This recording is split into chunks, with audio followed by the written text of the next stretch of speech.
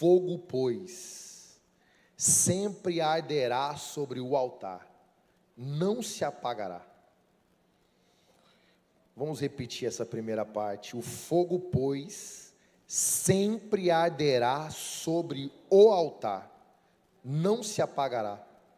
Mas o sacerdote acenderá lenha nele a cada manhã, e sobre ele porá em ordem o holocausto, ou em algumas versões, o sacrifício, e sobre ele queimará a gordura das ofertas pacíficas, em outras versões, ofertas de paz. O verso 13, versículo 13: o fogo arderá continuamente sobre o altar, não se apagará. Repita novamente: o fogo arderá continuamente sobre o altar, não se apagará. Pode se assentar, por favor, nessa noite. Para quem não me conhece, meu nome é João Muniz, sirvo essa igreja como pastor, assim também como outros irmãos aqui, que carregam esse encargo, também dividem a carga de guiar esse povo, que é isso que um pastor faz, conforme diz Hebreus 13, né?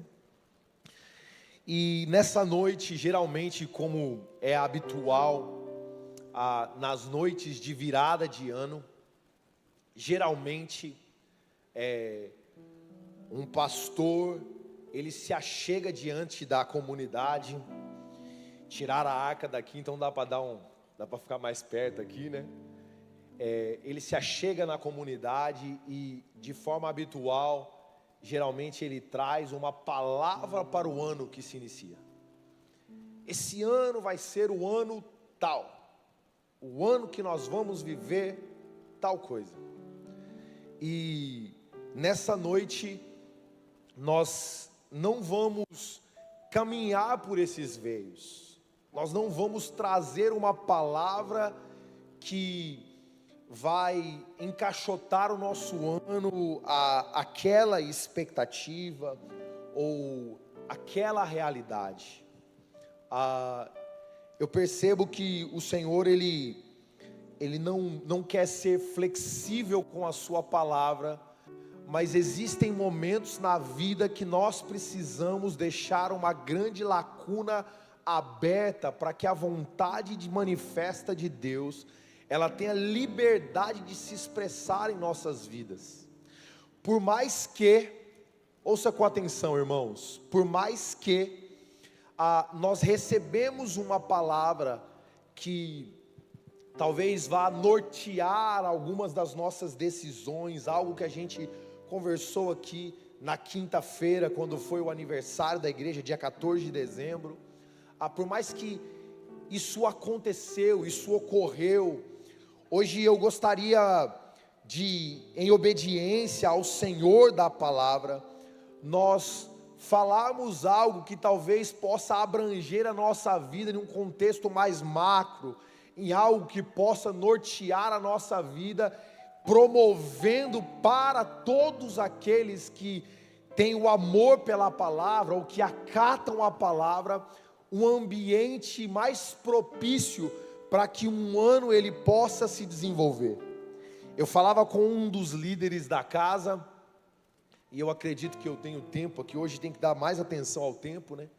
Eu falava com um dos líderes aqui desta casa, e nós conversávamos, e quando eu falei para ele, olha, eu não vou falar que esse é o ano da palavra tal, ele falou, a gente conversando com muita liberdade, ele falou, que bom, pastor, porque no ano da pandemia, quando eu morava em tal cidade, o pastor falou que ia ser o melhor ano da nossa vida, e foi a pandemia. Ocorreu inúmeras mortes, inúmeras coisas aconteceram.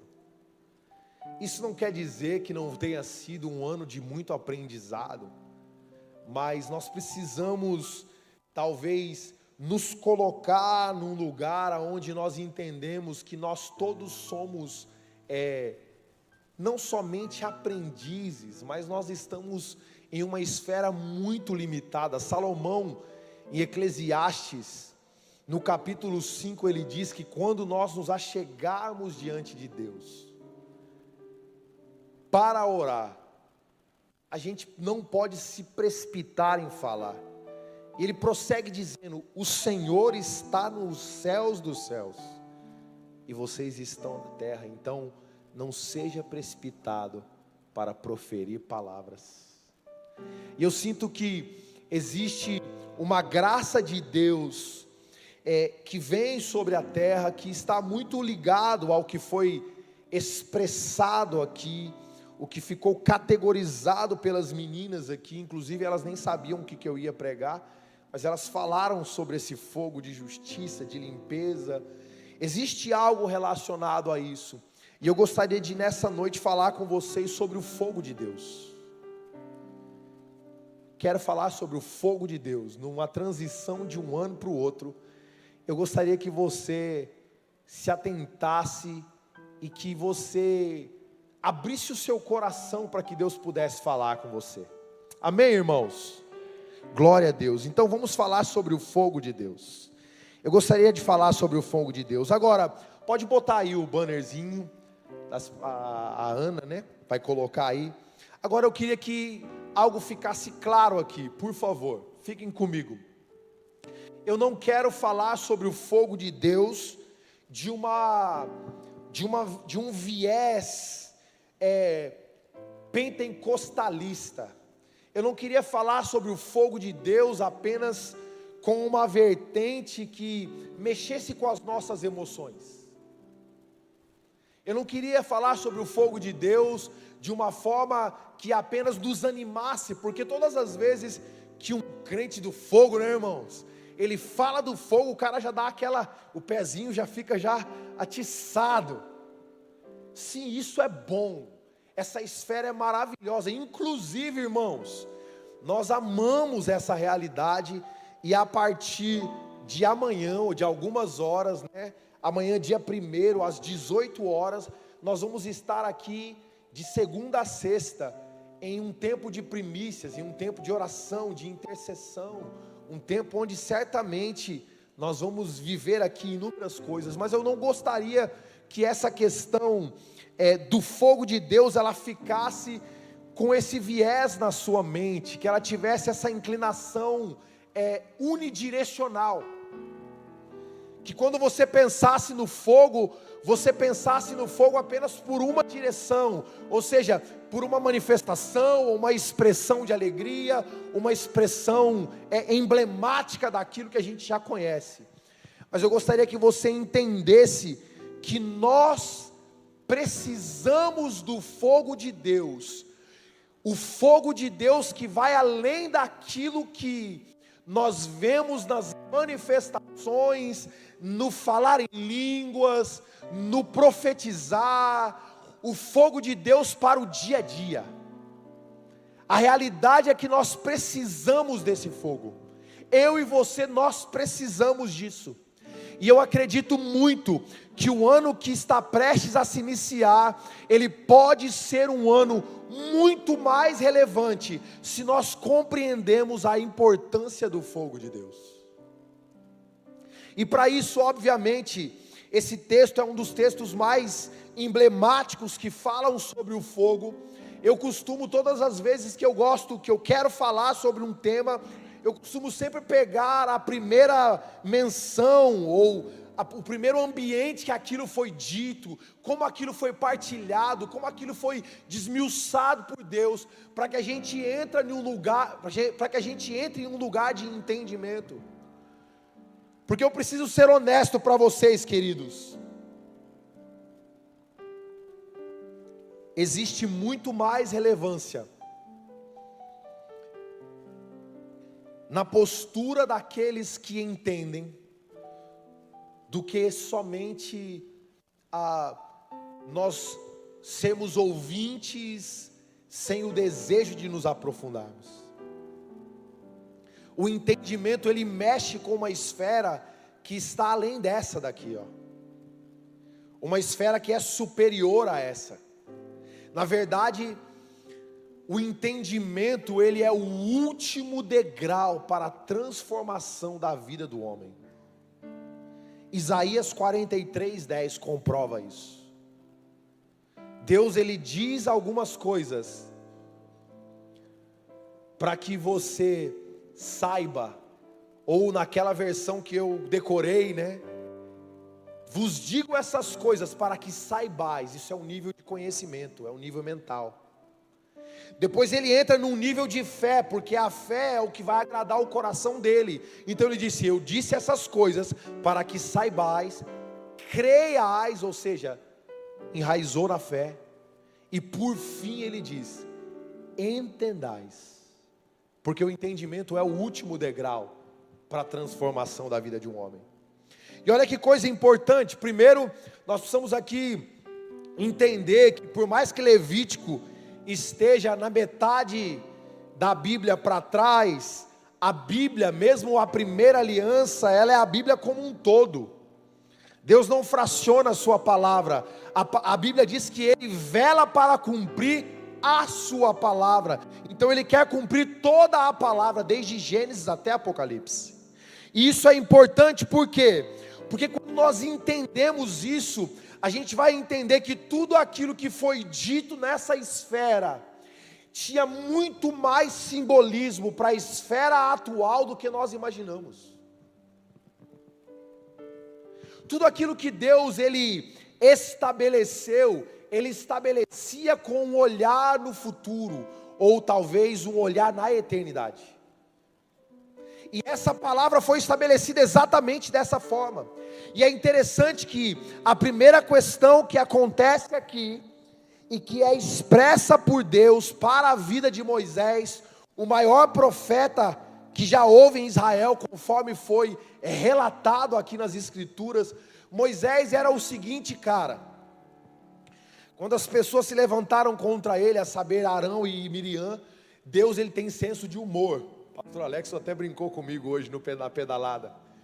Deus ele chega para essas duas pessoas e fala assim: olha, quando eu quero falar com alguém, com algum dos profetas de Israel, eu não faço isso. Ele perguntou para aquelas duas pessoas. E depois que ele indagou, ele disse assim: agora quando eu quero falar com Moisés, eu não falo com ele face a face. Então é como se Moisés estivesse em um lugar diferenciado. E quando Deus ele explica para Moisés, quando ele fala para Moisés a diretiva de um serviço, de um ministério sacerdotal, aquilo que ele queria para todo o seu povo, ele diz assim, como parte daquilo que ele escreveu em Levíticos: olha só, o fogo sempre arderá sobre o altar, ou o fogo arderá continuamente sobre o altar. E essa é uma das primeiras coisas que eu gostaria que você virasse a sua mente de 2023 para o ano que, os próximos 12 meses. Se a ótica de Deus continua sendo que o fogo precisa arder sobre o altar, eu quero afirmar sem medo de errar, que o fogo de Deus só arde sobre o altar. Ele não arde em outro lugar. Calma, não fique bravo, tenha paciência que eu vou trabalhar. Ele não arde em outro lugar. E é interessante que quando a gente pensa isso, nós precisamos entender a dinâmica daquilo que Deus quis dizer. O que significa fogo e o que significa altar nessa esfera que Deus estava explicando. O fogo, como todos nós já sabemos, é a própria presença de Deus. O fogo de Deus é a própria presença perceptível de Deus. Quem aqui fez um churrasco nesses últimos dias? Levante a mão. Não me convidou por quê, irmão? Edu?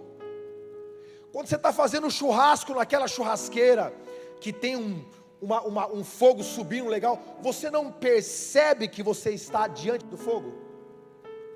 Você não percebe que você está diante de um lugar? Eu estava fazendo churrasco para os irmãos no dia 25. Irmão, chegou uma hora, eu até passei a mão no cabelo agora. Chegou uma hora que o fogo deu uma tuchada assim, tinha umas 4 famílias lá em casa, e eu fazendo churrasco para os irmãos. O fogo deu uma levantada, agonia, eu fui soprar o fogo pá no meu cabelo. Quando você está diante do fogo, o fogo se torna perceptível. Assim é a presença de Deus. A presença de Deus, ouça, quando ela se manifesta, ninguém deixa de notar. Ninguém deixa de notar. Agora, o que simboliza o altar e aquilo que Deus quis dizer para esse profeta aqui? Nada mais, nada menos do que Moisés. O homem que profetizou sobre um profeta que havia de vir, a saber, Cristo. O altar, em termos simples, para que a gente não entre muito a fundo aqui nesse termo, o altar, ele significa um lugar de encontro.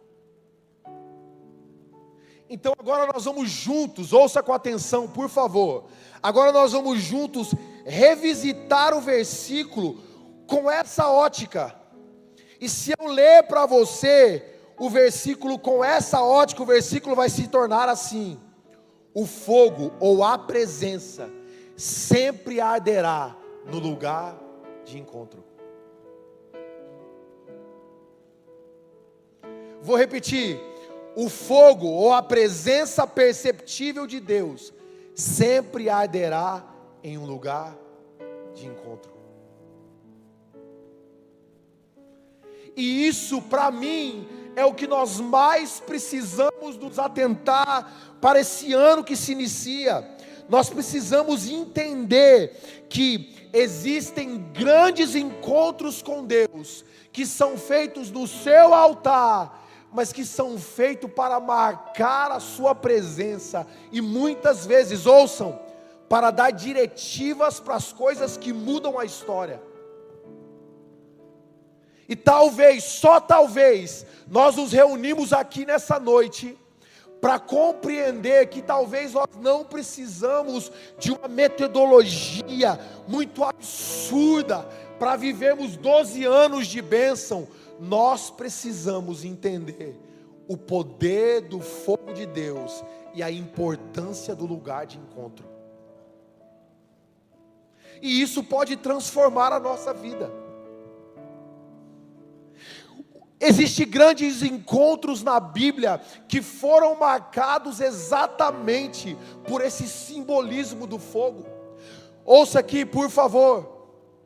Quando Deus quis libertar um povo que estava cativo em uma nação por 400 anos, Ele se apresenta para um libertador por intermédio do fogo.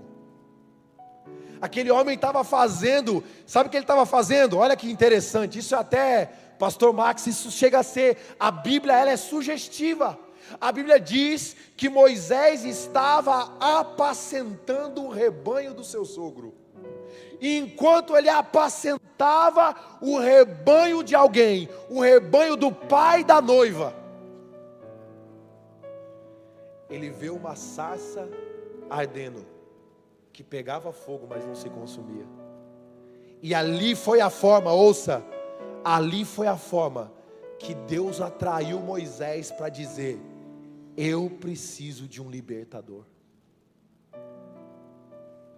Sabe, em 2024, talvez o fogo de Deus, no lugar do encontro, vai fazer com que pessoas chaves se levantem em uma geração que está tão carente de pessoas chaves. Talvez em 2024, nós precisamos entender a importância que isso tem para a nossa vida como um todo. O fogo de Deus, ele não apenas desperta libertadores, mas eu me lembrei aqui também de uma ocasião, quando Deus quer resgatar apóstolos que haviam desistido, ele já ressurreto, o próprio Jesus, isso não está nem em Levítico, ele chega na praia, vê o apóstolo que ele ordenou, pescando, e não pegando nada, e quando esse apóstolo vai para a praia, lá na praia já tinha fogo e nutrição. Talvez o fogo de Deus, ouça com muita atenção, porque eu quero ser pragmático. Talvez o fogo de Deus possa resgatar algumas pessoas que estão perdidas.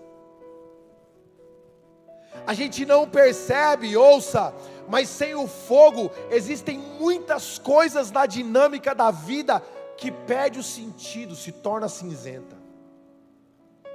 E nesse ano que vai estar prestes a se iniciar, talvez o que Deus quer fazer por intermédio do teu fogo é resgatar algumas pessoas que Ele mesmo já ordenou, que Ele mesmo já chamou, e que vive numa sonolência da pós-modernidade. E o fogo de Deus que queima para atrair, Ele talvez vai atrair pessoas que deveriam estar exercendo uma função, mas que já não estão exercendo. E Deus vai dizer: chega para cá, porque aqui tem fogo e tem nutrição. Quando eu lembro do fogo de Deus, sendo pragmático, eu lembro da ideia que Deus teve por intermédio do seu Espírito de empoderar a igreja. A igreja não é empoderada por causa dos requintes que a gente aprendeu a ter. A igreja só é empoderada quando ela entende a realidade do fogo de Deus. E é interessante como isso casou, e eu vou ser sincero, eu não tinha dado atenção a essa vertente. Mas é tão interessante como, quando Deus quis iniciar a igreja, Ele colocou os seus em um lugar de encontro. E Ele disse: fique aqui até que do alto desça sobre vocês poder. E aquele poder foi simbolizado como línguas como de fogo. Isso todo mundo gosta, mas o que me chama a atenção é que quando aquelas línguas, elas chegaram partidas como de fogo, todas as nações que estavam reunidas conseguiram entender o que era dito no seu próprio idioma.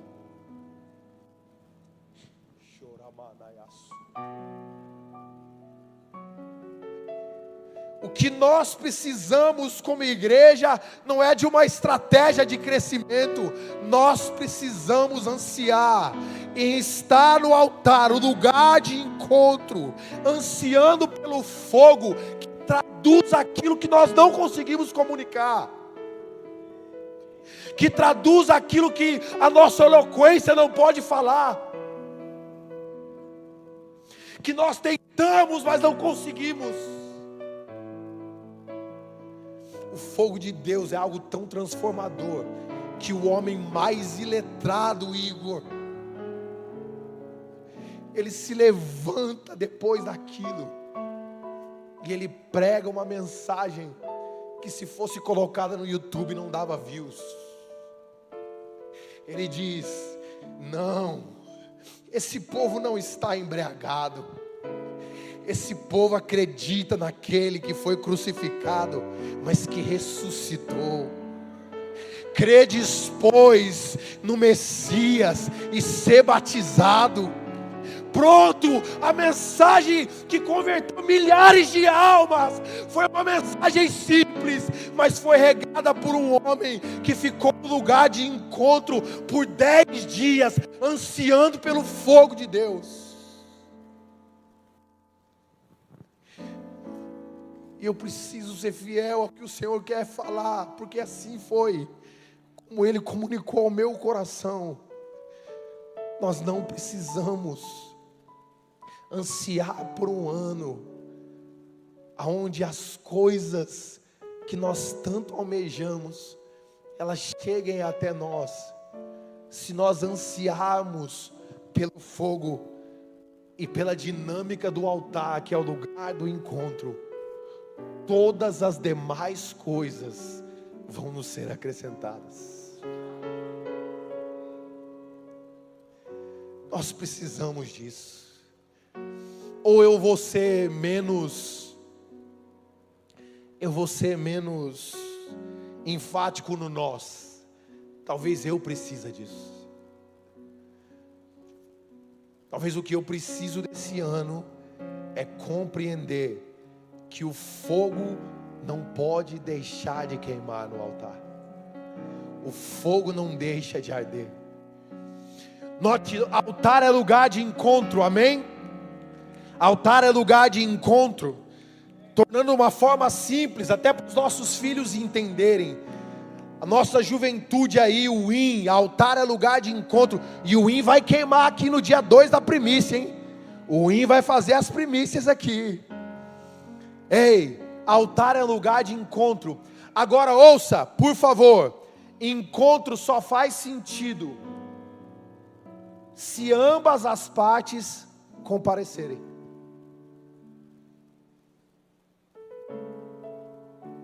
Gente, parece ser algo tão simples, né? E o é. Mas encontro só faz sentido, campista, se ambos comparecerem. E a história comprova, ouça, a história comprova que Deus nunca deixou de comparecer. Está relatado na história, não há um dia na história da humanidade em que Deus não tenha deixado de comparecer.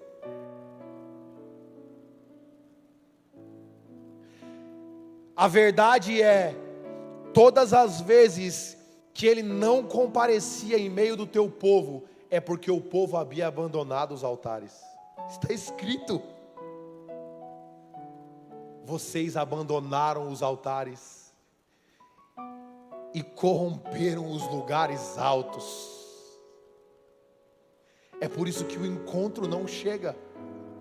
Ou seja, se o encontro precisa de duas partes para comparecerem, e a história ela nos diz que Deus sempre compareceu, então o faltoso não é Deus, o faltoso somos nós.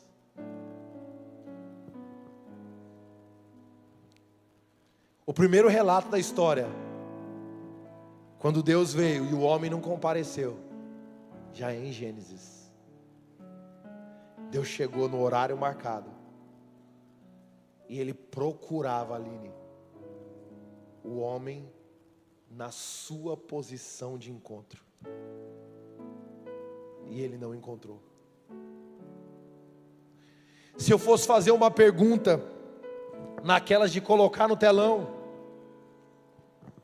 a minha pergunta para 2024 seria: você vai comparecer para o encontro?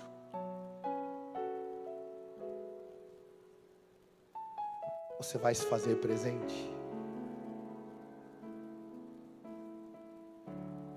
Nós precisamos ser honestos. Eu estou falando isso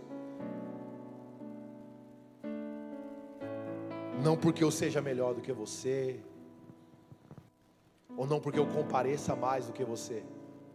É porque a mesma ordem que foi dada em Levítico, ela continua vigente nos nossos dias, aonde o próprio Paulo expressa para a igreja em Tessalonicenses: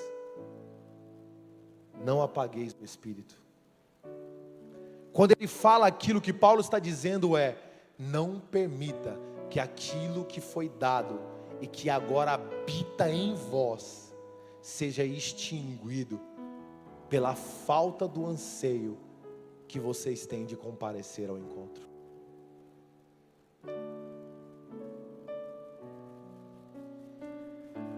Todos nós, ouça com muita atenção, todos nós que estamos aqui presentes, e muitos que não estão, não estou dizendo isso porque é só nós, temos responsabilidade sobre um altar. Cara, isso seria bom repetir inúmeras vezes. Todos nós que estamos aqui presentes, temos responsabilidade sobre um altar. O que eu estou aqui, debaixo da graça de Deus, comunicando é: que essa responsabilidade pode ser levada a cabo de uma forma que o seu ano faça muito mais sentido. E qual é esse altar? O altar do seu coração, querido. O altar do seu coração é a sua responsabilidade. Amém, eu ouvi um amém cheio de glória aí. Muito bom. Por quê? A Bíblia diz que cada um de nós vai se apresentar diante do Senhor. E vamos prestar contas. Cada um de si mesmo. E o que Deus está fazendo aqui nessa noite é nos amar, mostrando que existe uma diretiva, existe algo que faz parte de uma lei que não é mosaica, mas é eterna. Não apagueis o Espírito. Não deixe o Espírito se apagar. Não permita que isso aconteça na sua vida. Pastor, por que o senhor está falando isso? Porque por se multiplicar a iniquidade, o amor de muitos se esfriarão. Ouça com atenção. Por se multiplicar a iniquidade, o amor de muitos, fica comigo, olha para mim aqui, o amor de muitos se esfriarão. Então é a nossa responsabilidade colocar nesse altar a realidade do encontro, para que o fogo, para que a presença, ela se manifeste todos os dias de nossa vida, a partir do dia 01, que se inicia daqui a pouco. Agora olha que coisa interessante, fique aqui por favor comigo, preste bastante atenção. A responsabilidade sobre esse altar, ela precisa vir com um anseio, amém? Amém? E qual é o anseio? Deveria ser primeiro o anseio do encontro, mas o anseio da dinâmica do encontro. Porque o texto de Levítico, ele não diz que o fogo arderia sobre o altar, só porque aquele fogo, ele não se apagaria naturalmente, não. O verso 12 que nós lemos, e geralmente o que é lido só é o verso 13, o verso 12 que nós lemos diz assim: o sacerdote acenderá a lenha nele, a cada manhã. Eu repito, o sacerdote, a saber nós, acenderemos a lenha nele a cada manhã. E olhe, preste atenção, acender a lenha nesse altar, não diz respeito a algo corriqueiro. Eu que voltei agora, eu com a minha filha voltamos dos Estados Unidos. Lá nos Estados Unidos tem umas lareiras, irmão, que é muito prática. A gente chegou numas casas na Flórida. Lareira na Flórida já é um milagre, né, irmão? Porque aquele lugar lá derrete. Mas cheguei numas casas que tinha lareira. Eu olhei aquele negócio na parede. Esse negócio não era assim não, quando eu saí daqui. E aí à noite, o pastor que nos hospedava, para trazer uma moral e tal, para fazer aquela média, ele: vamos acender a lareira, vamos comer em volta da lareira. Eu falei: amém, né, irmão? Eu falei: como é que vai ficar o ar-condicionado aqui, com a lareira acesa? De repente, irmão, a lareira do pastor foi assim, ó. Tuf, acendeu a lareira. É uma lareira virtual. Se acende, mostra, chama. Se você quiser, você pode aquecer, senão fica só o visual. Esse altar não trabalhava assim. Quando a Bíblia fala que a cada manhã o sacerdote, ele tinha que colocar lenha no altar e acendendo esse fogo, essa dinâmica era um pouco diferente. A primeira coisa que precisava acontecer é a compreensão que nós temos hoje de que o fogo ele queima continuamente, é que a cada manhã aquele homem acendia o fogo. Isso quer dizer que o fogo ardia o dia todo e a noite toda. Quando chegava outra manhã, Diniz, lá estava o sacerdote. E quando ele chegava diante daquele altar, daquele lugar de encontro, Vanessa, ele não encontrava ali uma chama, uma labareda acesa. Ele encontrava ali algumas poucas brasas, todos os dias, encoberta por um monte de cinzas.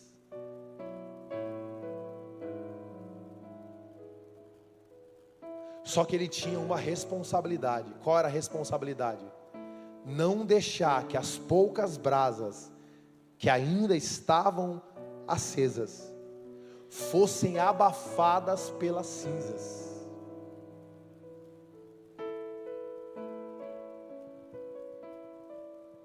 E se nós estamos sendo pragmáticos e falando aqui de simbologias, sendo assim, a cinza do altar é tudo aquilo que precisa ser removido diariamente.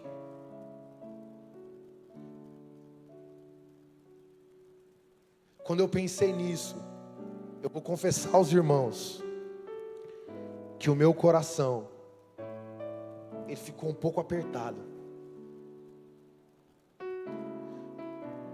Porque pode até parecer, irmãos, ouça com atenção, pode até parecer que alguns altares por fora estão bem, mas se esse altar não sofrer o encontro diário, o serviço diário diante de Deus, certamente esse altar já está abafado pelas cinzas.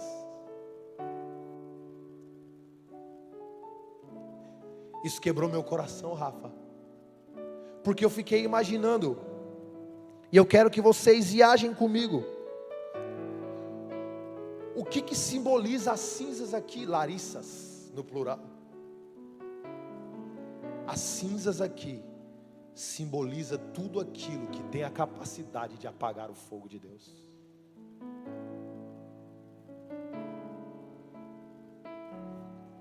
E eu não vou dar nome para aquilo que tem a capacidade de apagar o fogo do teu altar, porque você sabe o que tem.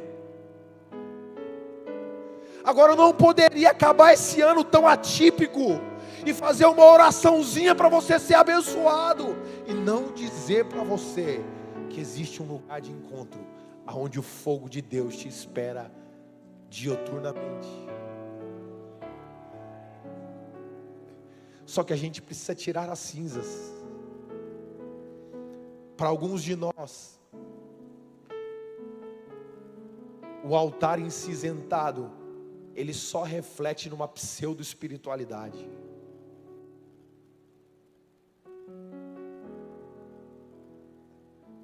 Para alguns de nós, as cinzas, eu não estou com meu telefone aqui, deixei meu telefone ali, são as distrações. E essa semana eu voltei a mexer na internet, e, irmãos, eu fiquei bravo comigo mesmo, como eu gastei tempo naquela porcaria. Fiquei 9 meses sem mexer, e voltei, fiquei horas. Estou aqui confessando para você, eu não sou um extraterrestre. Quando eu me deparei, eu falei, poxa, eu investi aqui 1 hora. A dinâmica do altar com o fogo de Deus, ela é uma dinâmica de manutenção diária. Toda manhã cinza tem que sair e dar lugar para lenha seca. Não, vou repetir. Quando eu ouvi a mensagem do meu pai, eu lembrei do meu avô, senhor João Nunes Muniz. Meu pai é filho e eu sou neto. Primeira vez que eu fui cortar lenha com meu avô, dona Idalina, eu cortei a lenha, e quando eu trouxe a lenha para debaixo de um fogão de barro que ele tinha, eu todo feliz porque tinha trago a lenha, eu fui pegar a lenha que eu trouxe, ele disse, não meu filho, essa não serve. Eu falei, por que não, vô? Porque essa lenha ainda está molhada. Lenha molhada não pega fogo. E quando eu me arremeti com cinza, que precisa sair para dar lugar à lenha seca, isso mexeu no meu espírito. Porque o que são cinzas, senão muitas vezes a nossa vaidade, senão muitas vezes o nosso orgulho, senão muitas vezes a nossa altivez. São cinzas que impedem do fogo de Deus descer, a nossa arrogância espiritual, o nosso desejo por tantas coisas, mas não por ver o fogo, ou por se encontrar com o fogo. E Deus está dizendo, tira a cinza. Quando tira a cinza, é como se Deus estivesse dizendo todos os dias, lembra que você é pó. Todos os dias, lembra da sua natureza, da sua essência, de quem você é. E quando você tirar a cinza, você põe lá uma lenha seca, e vê o que eu posso fazer com uma lenha seca. Não com uma lenha encharcada, não com uma lenha que está rotando algo, mas com uma lenha seca, prestes a pegar fogo. E aí eu lembrei das nossas reuniões. E eu vou ter que parar a mensagem por causa da hora, né? Mas eu lembrei das nossas reuniões. Nós não podemos transferir responsabilidade nas nossas reuniões. Porque quando ajuntam-se brasas, inevitavelmente o que gera ou o que se iguala é fogo. A equação é fogo. É impossível ter um ajuntamento de brasas aonde o fim não seja o fogo.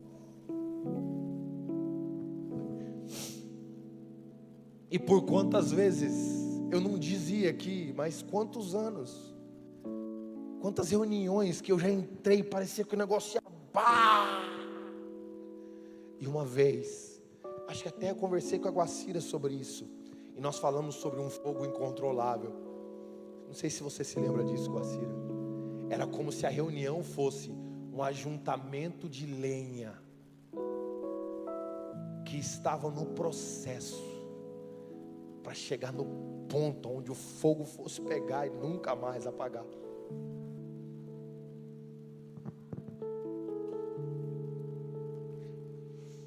Eu não sei você, mas para mim, para 2024 dar certo, o que nós precisamos é de um altar em chamas. Para mim, para 2024 funcionar, nós não precisamos de uma estratégia para vender alguma coisa, ou para comprar alguma coisa, ou para viver alguma coisa mirabolante. O que nós precisamos é ter certeza de que quando nós nos encontramos, nós fizemos a manutenção, cada um do seu altar.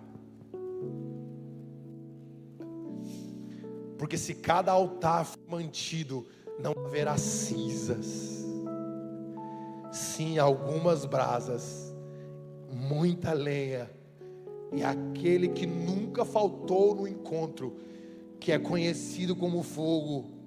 Porque Levíticos 9 fala que ele é o fogo, e do altar saiu o fogo de Deus. Imagina,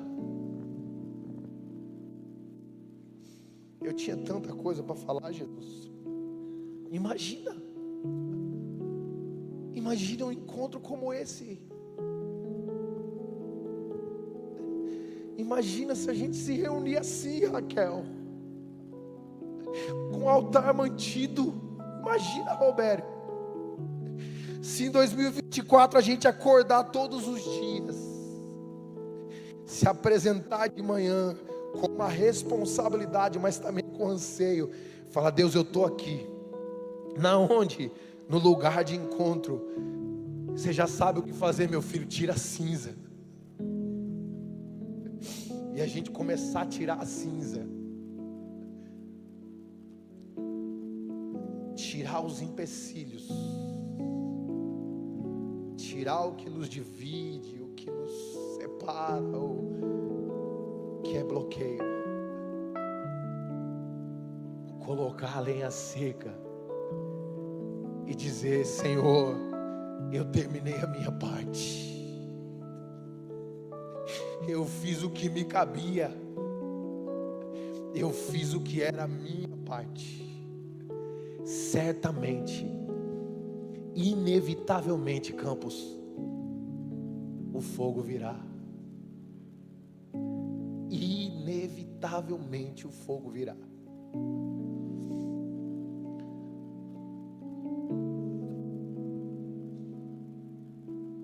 Em 1 minuto eu vou chamar os irmãos do louvor para a gente orar. A não ser que o meu relógio esteja adiantado, a hora passou rápido demais. Mas eu preciso dizer uma coisa para vocês. O altar, mesmo sendo lá em Levíticos, e mesmo alguns de nós, que às vezes até menosprezamos, ele apontava para uma redenção eterna. Porque se vocês puderem notar aqui, o fogo só ardia porque ele tinha que queimar um sacrifício durante todo o dia e durante toda a noite. E aqui eu não vou trazer aquilo que muitos já ouviram, que o sacrifício sou eu, não. O que ficou claro para mim sobre isso, Daiane, é que sobre aquele altar repousava o símbolo da nossa redenção. Quando visita o altar todos os dias, é como se Deus estivesse dizendo: visita e lembre-se o que te redimiu todos os dias. Não perca de vista o sacrifício de Cristo. Não perca de vista o que foi feito por você. Se nós não perdermos de vista o que Jesus fez por nós, nós vamos errar menos.